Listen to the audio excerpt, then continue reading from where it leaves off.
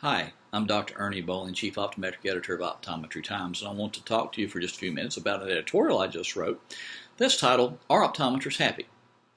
Basically, its impetus came from an email I got from a good friend and colleague of mine, Dr. Bill Sharpton, over in Lakemont, Georgia.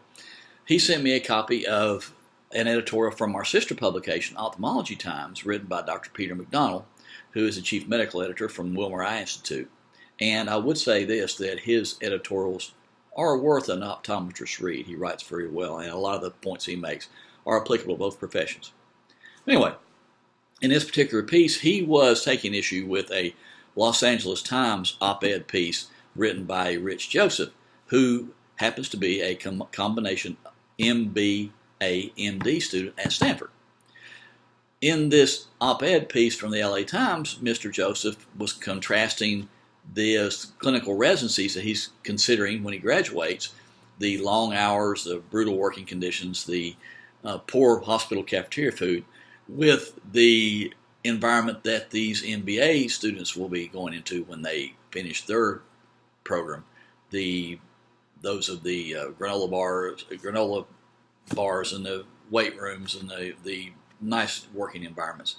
And he attributed that difference, the brutal conditions in the residency, to the reason that 32% of his medical school classmates will never do a clinical residency.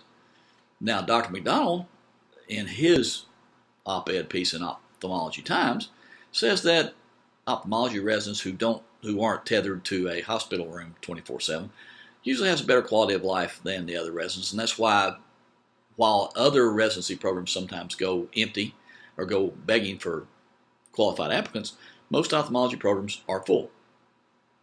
Which got me to thinking about optometry. Are we happy? Are optometrists happy? I know when I read some things on some of the social media sites, there's a lot of angst out there amongst ODs.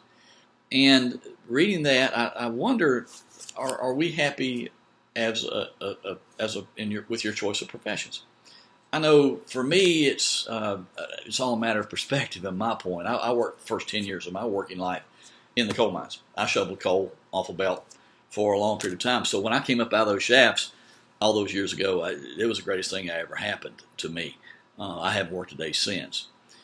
I know to say, are we happy, is another issue for a guy like me who's from a different generation where you didn't say you were happy. Nobody ever asked, and you didn't wonder about it, and you just kind of made do with your lot in life. And again, in the coal mines, what it wound up being for a lot of the people I worked with was black lung, early disability, alcoholism, and early death.